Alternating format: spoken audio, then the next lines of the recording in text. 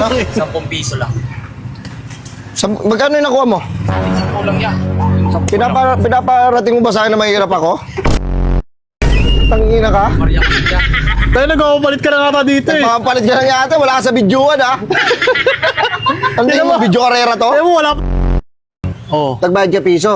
Oh. Tapos, ilang kukunin mo? 3, 4? Hindi ka ba nasagad ka sa demonyoan? Baka Hingi ka naman- pa ng sukli. Eh minsan kasi, yan. Baby Swiss, baby yan. Sabi na yung paluto ang ito. Hoy! Matuto ka magantay ha? Bogo. Oy, tongin mo yan, may 5 piso yo. Ano yan? Yan, may 5 piso yo. Tangina, swerte mo nga, may previous eh. Hindi balik pato ka lang. Swerte, sana.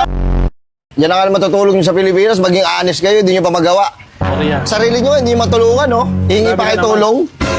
Grabe ka naman nataya. Ako ya, pag... Ito, kainin mo ng hilaw, oh. Yung nga. Ano, nag-inarti-inarti ka pa eh. Ginagawa mo pusa yan, boss ah. Boss, try nyo, tikman nyo ano yung hilaw. Check nyo.